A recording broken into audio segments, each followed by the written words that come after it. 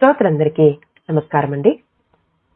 దాదాపు 10 ఏళ్ల సుదీర్ఘ విరామం తర్వాత అతన్ని ఒక పెళ్లిలో చూశాను. అప్పటిదాకా గాఢ సుషుప్తిలో ఉన్నట్టు అచేతనంగా ఉన్న నా మనసొక్కసారి చైతన్యవంతమయ్యింది.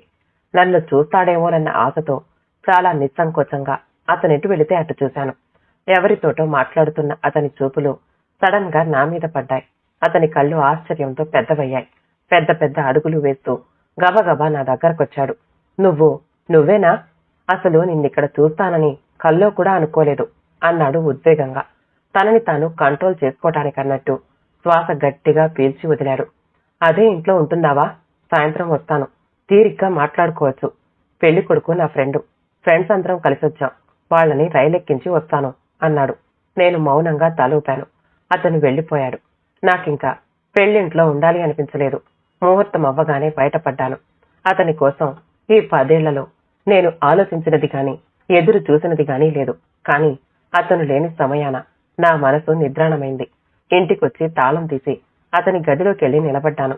ప్రత్యేకంగా గుర్తుంచుకోవలసిన సందర్భంలో అందులోకి ఒకేసారి వెళ్లాను. ఇల్లంతా పెళ్లి హడావిడిలో ఉంది. చాలా మంది బంధువులొచ్చారు. ఉదయం నుంచి కొద్ది జ్వరం ఉండటంతో అమ్మ నా గదిలోకి ఎవ్వరినీ రావద్దని చెప్పి నన్ను బాగా రెస్ట్ తీసుకోమంది. తెల్లవారితే ముహూర్తం. నేను తలుపు తెరుచుకుని నెమ్మదిగా బయటికొచ్చి చుట్టూ చూశాను. అంతా ఎవరి బిజీలో వాళ్ళున్నారు. అతని గదిలో అడుగుపెట్టాను. అతని గది మేడపైకి వెళ్లే మెట్లున్న కారిడర్లో ఒకవైపు రేకులతో కప్పగా ఏర్పడినది. మంచం, చిన్న టేబుల్, చెక్క బీరువా, ఇంట్లో వాడడానికి పనికిరాని వస్తువులన్నీ అతని కోసం అక్కడికి చేరుకున్నాయి. వర్షం వస్తే మెట్ల మీద నుంచి జల్లు కుడుతుంది. మెట్ల మీద ఎండ కాస్తుంది, చలి వణికిస్తుంది. అంతేకాదు, పై గదుల్లోకి ఎవరు వెళ్లాలన్నా అక్కడి నుంచే వెళ్ళాలి. అతని ప్రైవసీని భంగం చేస్తూనే వెళ్ళాలి. ఇంత పెద్ద ఇంట్లో అతనికి మేమివ్వగలిగిన స్థానం ఇదే. నాన్నగారి ఫ్రెండ్ కొడుకట అతను. తల్లి తండ్రి యాక్సిడెంట్ లో చనిపోతే మా ఇంటికి తీసుకొచ్చారని చూచాయిగా తెలుసు. అమ్మకి అతను మా ఇంట్లో ఉండటం ఇష్టం లేదు. వెళ్లిపోమ్మనటం నాన్నగారికి ఇష్టం లేదు. ఇద్దరు ఆ విషయం మీద గొడవ పడుతూ ఉంటారు. అతను 10th పాస్ అయి పాలిటెక్నిక్ చేశాడు. ఉద్యోగ ప్రయత్నంలో ఉన్నాడు. జాబ్ రాగానే మా ఇంట్లో నుంచి వెళ్లిపోతాడు అనుకుంటా. చామన ఛాయలో బాగా సన్నగా పొడుగ్గా ఉండే వ్యక్తి. చాలా తక్కువ మాట్లాడతాడు. మా ఇంటి పరిసరాల్లో ఒక భాగంగా అతన్ని చూడటానికి అలవాటు పడిపోయాను. ఇప్పుడు అతనితో అవసరం వచ్చింది. నేను వెళ్లేసరికి గదిలోనే ఉన్నాడు. నా రాకని సూచిస్తూ చిన్నగా చప్పుడు చేశాను. మనుషులు ఆ గదిలో నుంచి పైకి వెళ్లటానికి వెళుతూ ఏవో చప్పుళ్లు చేస్తూ ఉండటానికి అలవాటు పడి ఉన్నాడేమో. యథాలాపంగా తల తిప్పి నన్నక్కడ చూసి ఆశ్చర్యపోయాడు. మహతి అన్నాడు దిగ్భ్రమతో లేచి కూర్చుంటూ. అతని ఆశ్చర్యాన్ని నేను పట్టించుకోలేదు. చెప్పాలనుకున్నది త్వరగా చెప్పాలి. అందుకతను సహకరిస్తాడో లేదో తెలియదు. నాకీ పెళ్లి ఇష్టం లేదు. అమ్మా నాన్న నా మాట వినడం లేదు. నేను కాశ్యప్ని ప్రేమిస్తున్నాను. అతన్ని గురించి వాళ్ళకి చెప్పి అతన్ని చేసుకోవటానికి ఒప్పించాలనుకున్నాను. కాని వాళ్ళు నాకా ఛాన్స్ ఇవ్వలేదు. ఇన్నాళ్ళు అతను ఊళ్ళో లేరు. ఈ రోజే వచ్చాడని తెలిసి ఫోన్ చేస్తే రాత్రికి స్టేషన్ లో వెయిట్ చేస్తానన్నాడు. నన్ను స్టేషన్ కి చేర్చాలి అన్నాను. అతను నాకేసి ఆశ్చర్యంగా చూశాడు. క్షణం సేపే వెంటనే సర్దుకున్నాడు. ఏ ట్రైన్? చెప్పాను. ఎన్నింటికి తీసుకెళ్ళాలి? అది చెప్పాను. మరోసారి ఆలోచించుకున్నావా? తలూపాను. సరే, ఆ టైంకి రెడీగా ఉండు అన్నాడు. థ్యాంక్స్ అనేసి వచ్చేశాను. అతనింత తేలిగ్గా ఒప్పుకుంటాడు అనుకోలేదు. ఎందుకు ఒప్పుకున్నాడో తెలియదు. కారణం ఊహించే ప్రయత్నం చేయలేదు. నా పని పూర్తయిందని తేలిగ్గా నిశ్వసించాను. లేకపోతే ఈ చీకట్లోనూ వర్షంలోనూ ఒంటరిగానైనా వెళ్ళాలి. ఇంకొకరి సహాయమైనా అర్థించాలి. ఇతనంత నమ్మకస్తుడు ఇంకొకరు లేరని నా ఇన్స్టిక్ట్ చెప్తోంది. మరుసటి రోజు ఉదయమే పెళ్లి కాబట్టి రాత్రికి నాకు చపాతీలు, పాలు మాత్రమే ఇచ్చింది అమ్మ. తినేసి తొందరగా నిద్రపో, ఉదయాన్నే లేవాలి అంది ప్రేమగా. ఆ ప్రేమ నాకు సంతోషాన్ని కలిగించలేదు. స్వేచ్ఛనివ్వని ప్రేమ. తను నా గది తలుపులు దగ్గరగా వేసేసి వెళ్లిపోయింది. టైం సరిగ్గా 9. అతను నా కోసం పక్కవైపు గేటు దగ్గర వెయిట్ చేస్తానన్నాడు. నేను చిన్న సూట్ కేసుతో యువతలికొచ్చాను. సందడంతా వంటింట్లో కేంద్రీకృతమై ఉంది. నేను వెళ్లేసరికి అతనక్కడ ఎదురు చూస్తున్నాడు. అతనికొక పాతకాలపు సైకిల్ మాత్రం ఉంది. ఆ సైకిల్తో అతను గేటు దగ్గర నా కోసం నిలబడున్నాడు. వాన చాలా వరకు తగ్గింది గాని చిన్న తుంపర ఇంకా పడుతోంది. ఎక్కు, జాగ్రత్తగా ఎక్కి కూర్చో, చున్ని చక్రంలో పడకుండా 2 కొసలు ముడిపేసుకో అన్నాడు. అలాగే చేశాను. సూట్ కేసు ఒళ్ళో పెట్టుకుని క్యారేజీ మీద జాగ్రత్తగా సర్దుకుని కూర్చున్నాను. అతన్ని తాకకూడదనుకున్నాను గాని సాధ్యపడలేదు. ఒక చేత్తో సూట్ కేసు పట్టుకుని రెండో చేతిని అతని నడుం చుట్టూ బిగించాను. చాలా బక్కటి వ్యక్తి, కాని చువ్వలా దృఢంగా ఉన్నాడని అనిపించింది.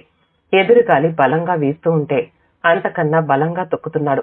కొంత దూరం వచ్చాక ఒక షాప్ ముందు ఆగాడు. అలుపు తీర్చుకోవడానికేమో అనుకున్నాను.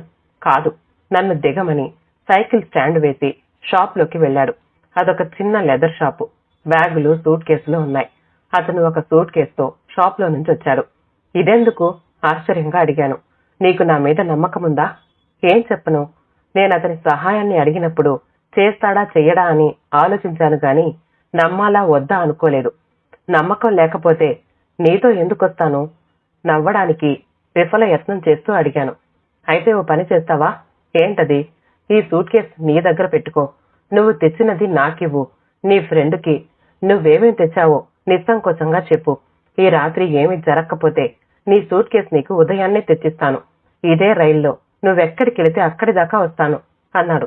కాశ్యప్ని నువ్వు అనుమానిస్తున్నావా? రోషంగా అడిగాను. అనుమానిస్తే నిన్నింత జాగ్రత్తగా ఎందుకు తీసుకొస్తాను? ఈ విషయం తెలిస్తే అతను హర్ట్ అవుతాడు. అలా జరగకుండా చూసే బాధ్యత నాది అని ఒక్క క్షణం ఆగి అన్నాడు. మహతి, నీకు తెలుసో తెలీదో నా పేరెంట్స్ చనిపోయినప్పుడు 25,000 కాంపన్సేషన్ ఇచ్చారు. డబ్బు తీసుకోవడానికి ఎందరో ముందుకొచ్చారు గాని మీ నాన్న డబ్బుతో పాటు నాకు ఆశ్రయాన్ని కల్పించటమనే గొప్ప బాధ్యతని కూడా తీసుకున్నాడు. అలాంటి బాధ్యతనే నీ విషయంలో నేను తీసుకుంటున్నాను. నీకు పెళ్లి ఇష్టం లేదని నాకు తెలుసు. కానీ బిజినెస్ లో ఇంకా పైకి రావాలన్న కోరికతో నిన్ను బలవంతంగా ఒప్పించారు. పెళ్లి వేరు, వ్యాపారం వేరు. పెళ్లి కొడుకు బుష్ చప్పని అన్నాను. బుష్ ఏమిటి? అతనికి నేను పెట్టిన పేరు. కనిపించినవన్నీ కబలించాలని చూస్తాడు. అలాంటి వాడితో పెళ్ళేంటి? కాశ్యప్ చాలా మంచివాడు. అతనిచ్చిన సూట్ కేసు తీసుకుని నాది అతనికిచ్చాను. మళ్లీ మా ప్రయాణం మొదలయ్యింది.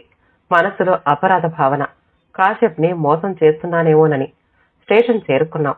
అతను సైకిల్ స్టాండ్ లో పెట్టడానికి వెళ్ళాడు. నేను ప్లాట్ఫామ్ మీద అడుగు పెట్టేసరికి కాశ్యప్ నా కోసం ఆతృతగా ఎదురు చూస్తున్నాడు. ట్రైన్ వస్తూనే ఉంది. అబ్బా వచ్చావా? వస్తావో రావోనని టెన్షన్తో చచ్చిపోయాను అన్నాడు నన్ను చూడగానే. అతని చూడగానే నాకు సంతోషం కలిగింది. గట్టిగా అతని చేతిని పట్టుకున్నాను. అతి కష్టం మీద రిజర్వేషన్ దొరికింది అన్నాడు కాశ్యప్ నా దగ్గర నుంచి సూట్ కేసు తీసుకుంటూ.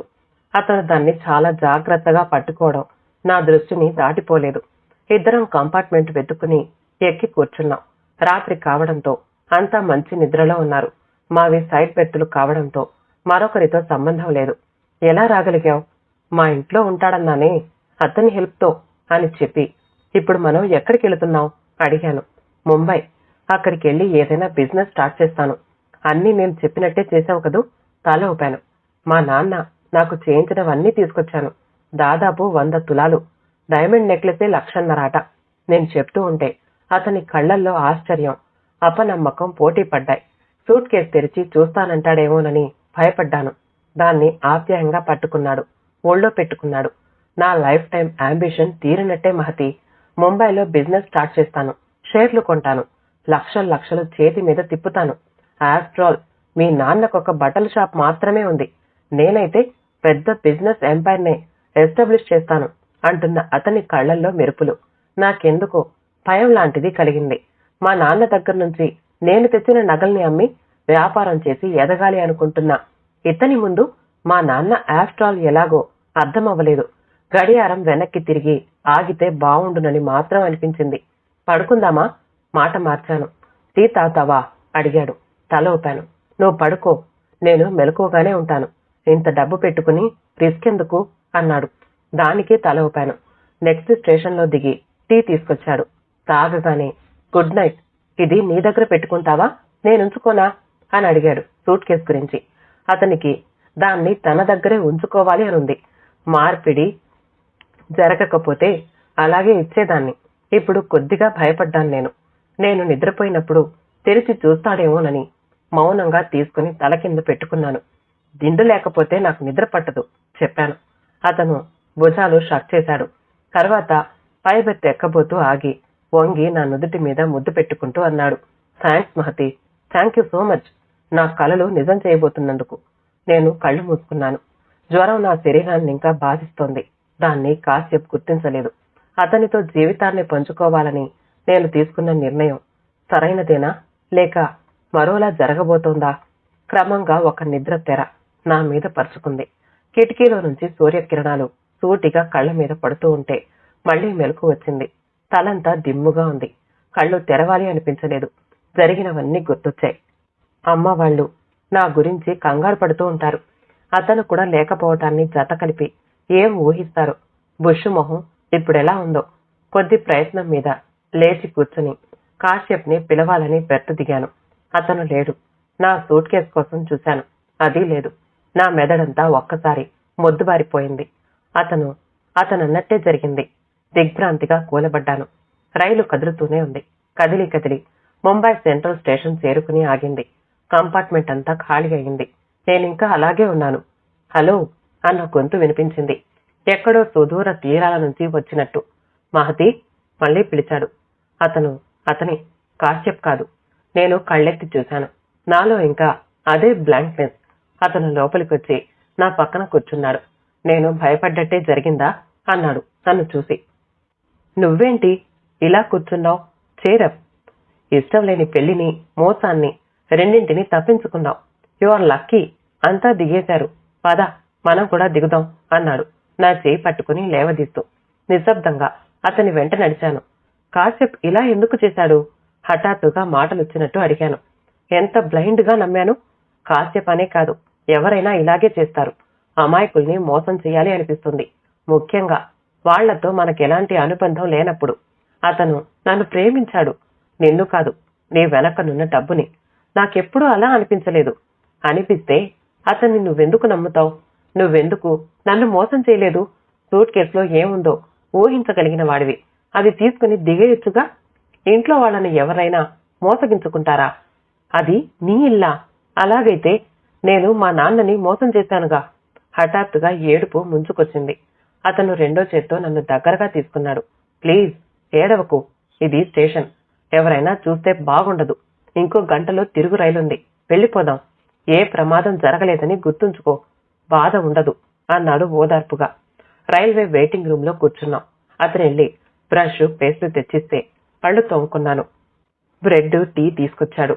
వద్దన్నాను. బలవంతంగా తినిపించాడు. జ్వరం తగ్గలేదా? చెంపలు తాకి చూస్తూ అడిగాడు.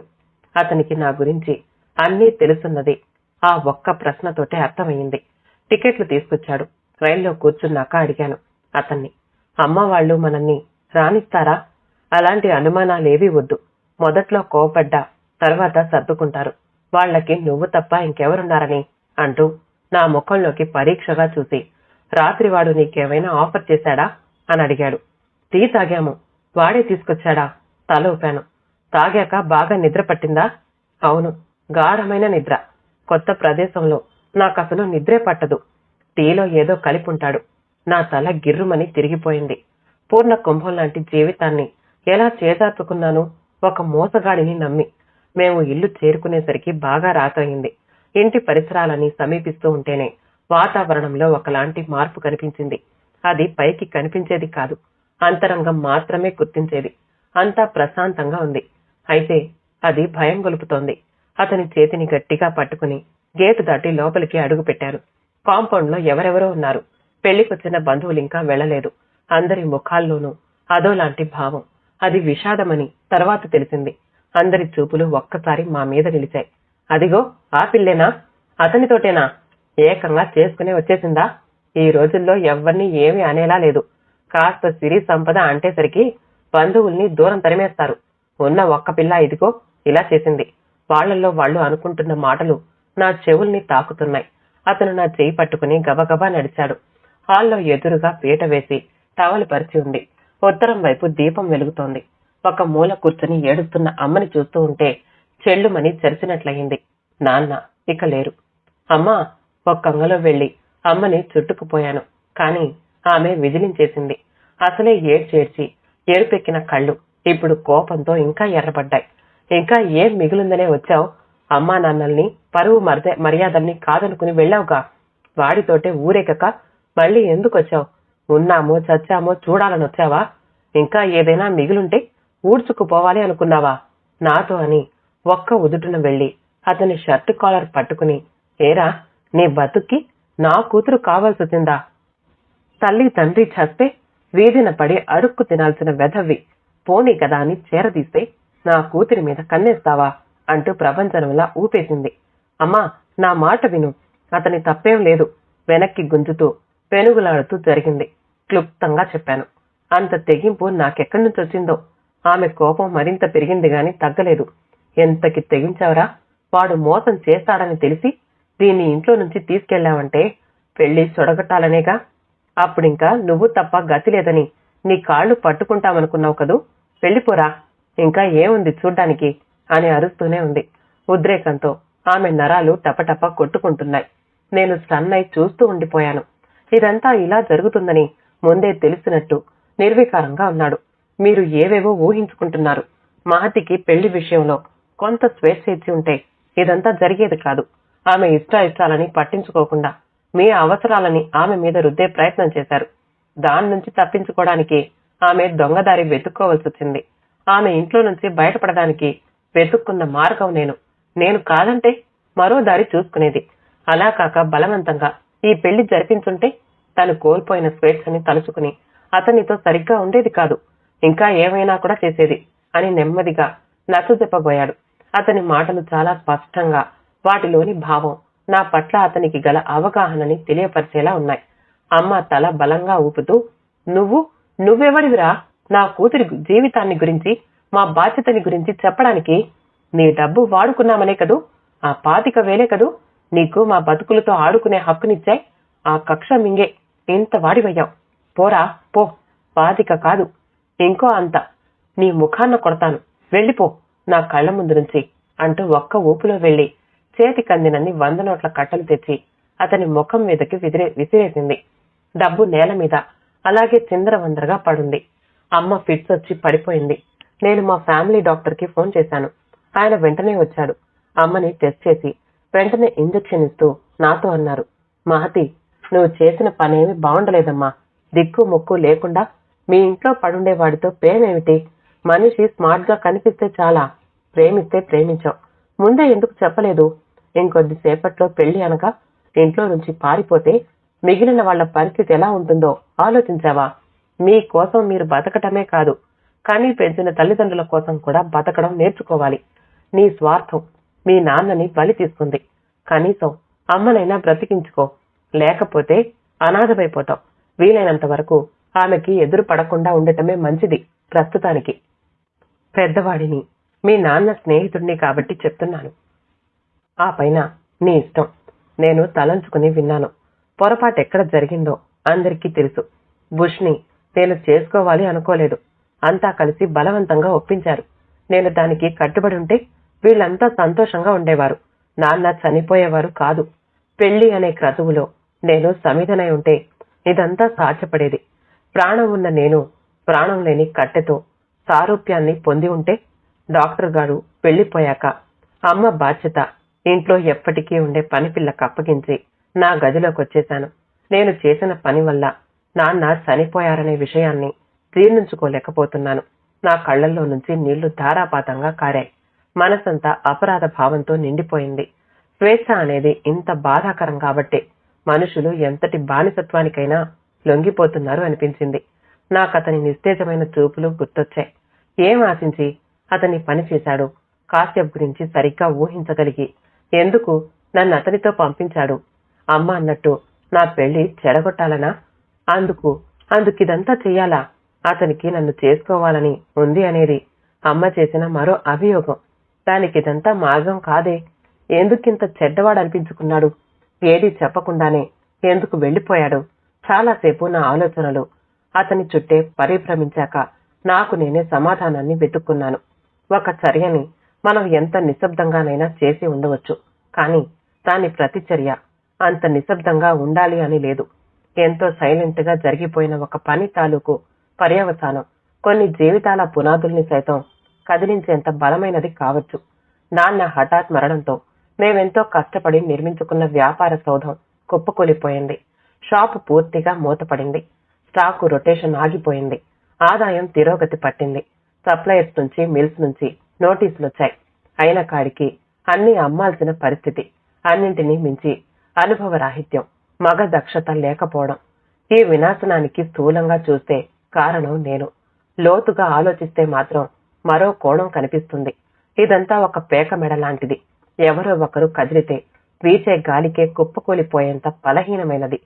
అలా కదిలిన వ్యక్తిని నేను. అలాంటప్పుడు నా వ్యక్తిత్వాన్ని, దాన్ని నిలబెట్టగలిగేలా, లేదా దాన్ని నిలబెట్టడమే నా వ్యక్తిత్వం అయ్యేలా నేను మలిచి ఉండాల్సింది. షాపు, ఇంట్లో సగం, ఇంటిని ఆనుకొని ఉన్న ఖాళీ స్థలం అమ్మేశాం. మిగిలింది బ్యాంకులో వేస్తే నెలకింత అని వడ్డీ వస్తోంది. సరిగ్గా అప్పుడే బుష్ పెళ్లి శుభలేఖ వచ్చింది. అమ్మ మానసిక స్థితి మరెన్నిటికీ కోలుకోలేనంతగా దెబ్బతింది. నిర్వార్యపారమైన జీవితం పగలు రాత్రిగాను, రాత్రి పగలుగాను దిశలు మార్చుకుంటూ గడిచిపోతోంది. నా గదిలో పడుకుని పుస్తకం చదువుకుంటున్నాను. అడుగుల చప్పుడు వినిపించింది. అమ్మ. ఇద్దరు ఈ ఇంట్లో ఉన్న మహాశూన్యానికి చెరోదరిని నిలబడ్డంత నిర్వేదంగా ఉంటున్నాం. పని పిల్లే మా మధ్య వారధి. అలాంటిది అమ్మ రాక నాలో ఆశ్చర్యాన్ని రేపింది. చాలా కాలానికి తనని నిశితంగా చూశాను. శుష్కించిపోయి పిండి బొమ్మలా ఉంది. వచ్చి నా పక్కన కూర్చుంది. నీ మనసులో ఏముందో చెప్పవే. పెళ్లి చేసుకోకుండా ఇలా ఎంతకాలం ఉంటావు? నాకేదైనా అయితే నువ్వేమైతావు అని అడిగింది. నేను తలదించుకున్నాను. నువ్వు ఆ సంబంధం చేసుకుంటే మాకు షాప్ చూసుకోవడానికి మగపిల్లలు లేని లోటు తీరుతుందని ఆశించాం. నువ్వు వద్దంటున్నా చిన్నపిల్లవి, నీకేం తెలుస్తాయని బలవంతం చేశాం అంది. అలాంటి బాధ మీకున్నప్పుడు తల్లిదండ్రుల్ని కోల్పోయి మన ఇంట్లోకి ఆశ్రయానికి వచ్చిన తన్ని మీకు అనుగుణంగా ఎందుకు పెంచుకోలేదు? నాకొక అన్నగానో లేక వరసైన వాడిగానో సూటిగా అడిగాను. అతన్ని మేము మాలో ఒకడిగా చూడలేదనేది నేను చిన్నప్పుడే గుర్తించిన విషయం. నాకు అతనంటే చాలా ఇష్టంగా ఉండేది. అతనితో ఆడుకోవాలి అనిపించేది. కానీ అమ్మ అందుకు అనుమతించేది కాదు. మా ఇద్దరి ప్రపంచాలని విడగొట్టి వేర్పాటుని నిర్దేశించే నియంత్రణ రేఖలా ఉండేది. ఎంత అందంగా ఉండేవాడతను.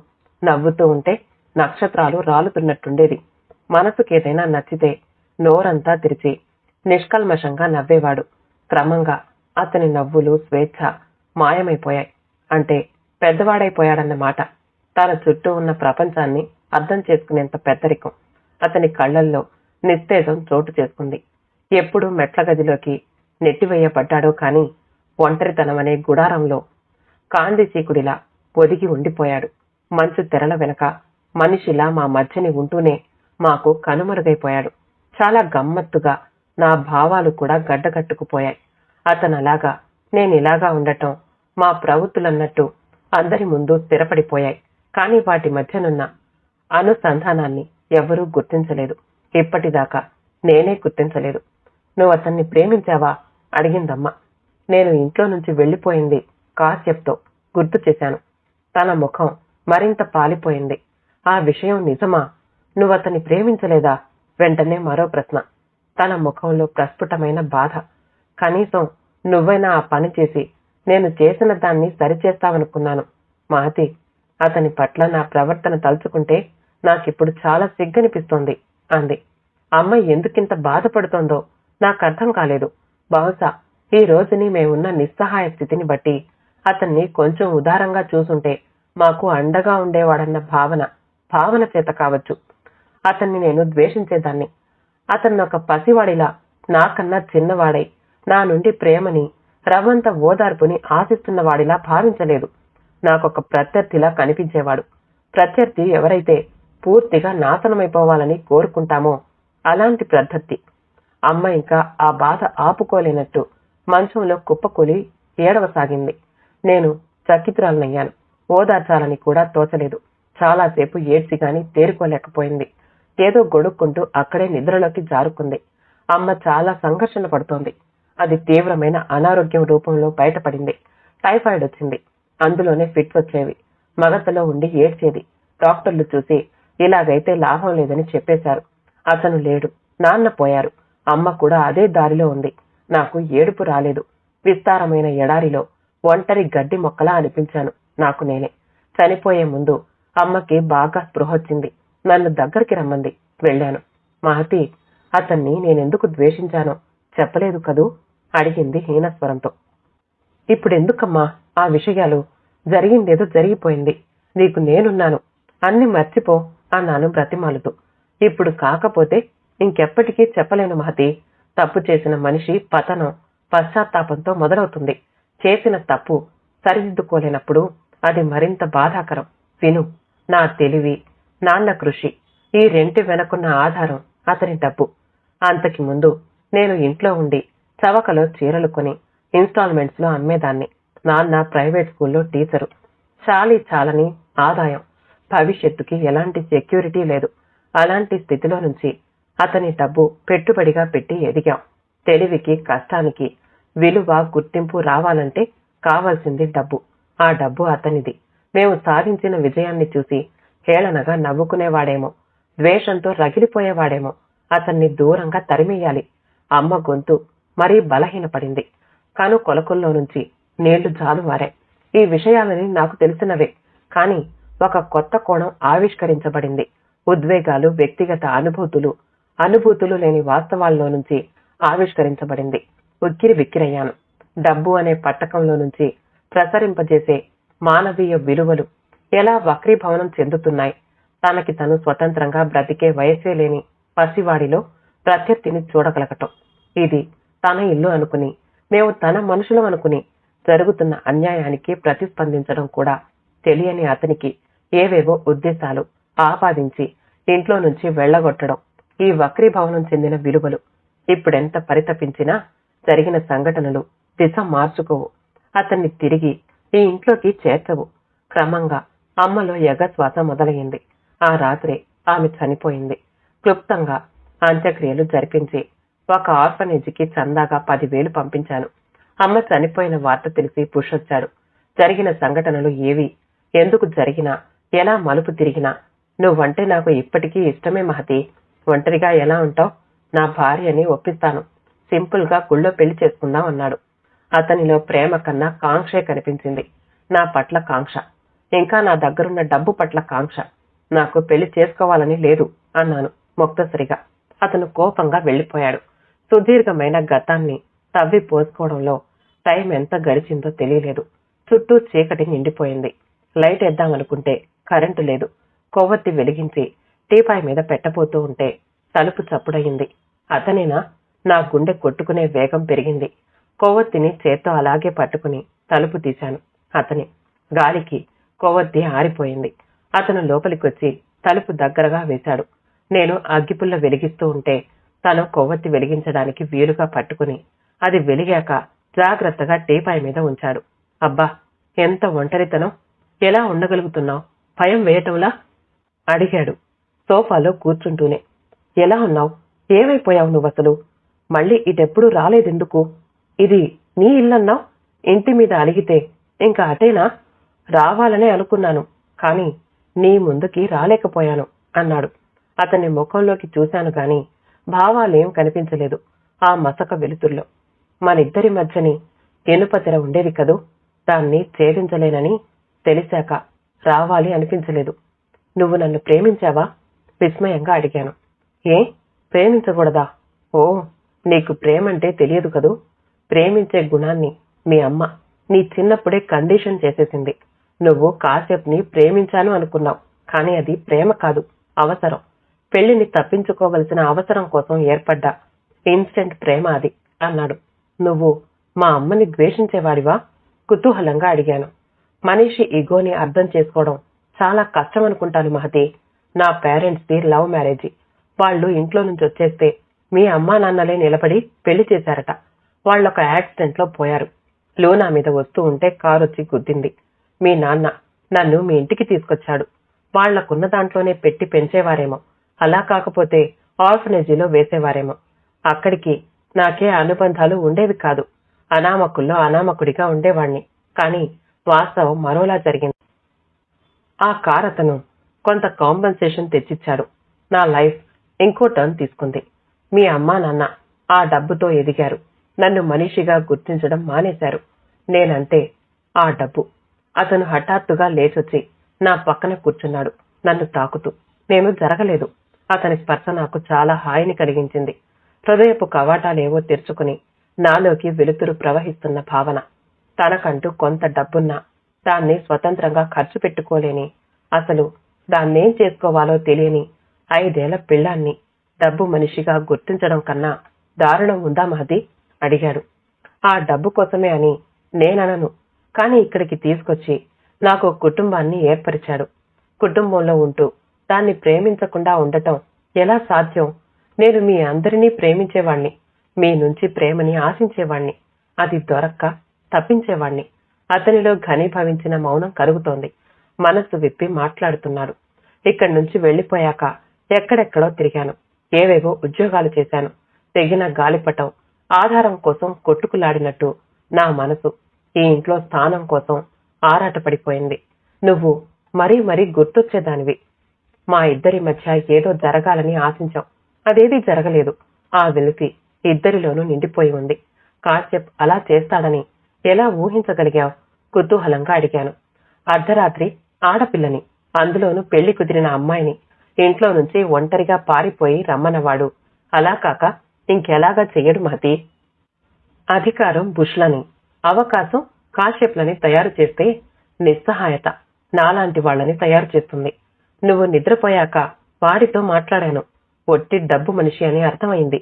నేను ఊహించినట్టే నీ సూట్ కేస్ వాడి చేతిలో ఉంది. తెరవటానికి ప్రయత్నిస్తున్నాడు. అందులో ఏమీ లేదన్న క్లూ వదిలాను. నీ అంతు తేల్చుకుంటానన్నాడు. కొంత డబ్బిచ్చి మళ్ళీ నీ జోలికి రాకుండా ఒప్పందం చేసుకున్నాను. వాడు డబ్బు కోసం ఆశపడ్డాడు కాబట్టే నీ దారిలో నుంచి తప్పించడం అనైతికంగా అనిపించలేదు. నేను స్టన్ అయ్యాను. తనకేమీ తెలియనట్టు రైలు దిగాక నా దగ్గర ఎంత చక్కగా నటించాడు. నీకంత డబ్బెక్కడిది? బుష్ ఇచ్చాడు. ఇది మరీ పెద్ద షాకు. ఎందుకు? అతను పెద్దగా నవ్వేశాడు. Everything is fair in war and love అట. మీ ఇద్దరికీ మధ్యని నేనున్నానని, అందుకే నువ్వు అతని పట్ల కోల్డ్ గా ఉన్నావని అనుమానం వచ్చింది. నీ ప్రేమని గెలుచుకోవడానికి నన్ను బేరం చేశాడు. నా తల కిర్రుమని తిరిగింది. నేను అతన్ని ఇష్టంగా చేసుకునుంటే అతను నా కేసి సూటిగా చూశాడు. అందరితో పాటు నేను 4 అక్షింతలు వేసి మౌనంగా ఉండిపోయేవాణ్ణి. నాకు ప్రాప్తం లేని ఎన్నో విషయాల్లాగే ఇది అనుకునేవాణ్ణి. నువ్వు అతనితో పెళ్లికి గొడవ పడ్డాకే నీ మనసేంటో గ్రహించగలిగాను. అమ్మ నియంత్రణ తప్పిపోవడంతో అతను మనసు విప్పి మాట్లాడుతున్నాడు. ఒక వ్యక్తి ఆజ్ఞలకి కట్టుబడి ఉండాలంటే ఆ వ్యక్తితో ఎంతో బలమైన అనుబంధం ఉండాలి. అతను అమ్మని ఎంతగా ప్రేమించాడో నా గుండె మూగబోయింది. అతని ముఖంలోని నవ్వు క్రమంగా హరించుకుపోయింది. కొద్దిసేపటి తర్వాత అన్నాడు. చదరంగంలో ఎంతో ఆలోచించి తర్వాత పడబోయే 3-4 ఎత్తులని కూడా ముందే ఊహించుకుని మన పావుని కదుపుతాం. కానీ ఎక్కడో చిన్న పొరపాటు జరిగి మన ఎత్తు వలన మన బలగాలని నష్టపోతాం. ఆటోమేటిక్ గా షో వైపు డ్రైవ్ చేయబడతాం. నేను బుష్ పావుల్ని కదుపుతున్నాం. మావయ్య చనిపోవడం ఊహించని విధంగా నా ఆటకి షా చెప్పేసింది. ఆయన మరణం నా నైతిక బలాన్ని దెబ్బతీసింది. మహతి, నేను ప్రేమ కోసం తప్పించిపోతున్న వాళ్నే కావచ్చు. నీ కోసం తప్పించిపోతూ ఉండొచ్చు. కానీ ఆ ప్రయత్నంలో అత్తయ్యకేదైనా జరిగితే అది నేను తట్టుకోలేను. నీకే కాదు, నాకు కూడా మిగిలింది ఆమె. అతని తల్లిదండ్రులు పోయిన కొత్తలో అమ్మ అతని పట్ల పిసరంత ప్రేమ చూపించి రవ్వంత ఓదార్పునిచ్చుంటుంది. దాన్ని ఎంత జాగ్రత్తగా గుండెల్లో నిలుపుకున్నాడో నా కళ్ళు చెమర్చాయి. అమ్మ కూడా తన చివరి రోజుల్లో నీ గురించి చాలా ఆరాటపడింది. నువ్వెక్కడున్నావో ఏమయ్యావో మాకు తెలియదు. నువ్వు తిరిగొచ్చుంటే బ్రతికేదేమో అన్నాను. నిజమే, మీతో కాంటాక్ట్ లో ఉండాల్సింది. ఆలోచనల్లోనూ సంఘర్షణలోనూ సుదీర్ఘమైన కాలం గడిచిపోయిందని నేను గుర్తించలేదు. అతను నా వెనక నుంచి చెయ్యి చాపి దగ్గరికి తీసుకున్నాడు. తిరిగి అమ్మ ఒడి చేరినంత హాయిగా అనిపించింది. ఉన్నట్టుండి గుర్తొచ్చి దూరంగా జరిగి అనుమానంగా అడిగాను. నువ్వు బుష్ గేమ్ ఆడుకున్నారు సరే, నేను పావుని కాదు. అతను సిన్సియర్ గా జవాబిచ్చాడు. నువ్వు చదరంగం వల్లవి. వ్యక్తిత్వం లేని అమ్మాయిలు చెస్ బోర్డులు, క్రికెట్ పిచ్లు, ఫుట్బాల్ గ్రౌండ్లును. పక్కపక్క నవ్వేశాడు. నా ముఖం రోషంతో ఎర్రబడింది. అతన్ని కొట్టాలని చెయ్యెత్తాను. అతను లేచి దొరకకుండా తప్పించుకున్నాడు. కరెంట్ వచ్చింది. తెల్లటి ట్యూబ్లైట్ వెలుగుతురు గదంతా పరుచుకుంది. నోరంతా తెరిచి పెద్దగా నవ్వుతున్న అతన్ని చూసి అప్రతిభురాలినయ్యాను. ఎత్తిన చెయ్యి అలాగే వాలిపోయింది. మంచు తెరల్ని తొలగించుకుని స్పష్టమైన దృశ్యానికి అందేలా కనిపిస్తున్నాడు. నిస్తేజమైన ఛాయామూర్తిలా కాకుండా చైతన్యంతో తుల్లిపడుతున్నాడు. నాలోనూ నిర్దిష్టమైన మార్పు. నాకే తెలుస్తోంది. ఇష్టమైన వాళ్ళు సామీప్యం, సాన్నిహిత్యం మనుషుల్లో ఇంత చైతన్యాన్ని నింపుతాయా? విస్మయంగా అనుకున్నాను. కథ సమాప్తమండి. కథ నచ్చితే మా ఛానల్ని లైక్ చేయండి, షేర్ చేయండి, సబ్స్క్రైబ్ చేసుకోండి. మళ్ళీ కలుద్దాం ఇంకో మంచి కథతో.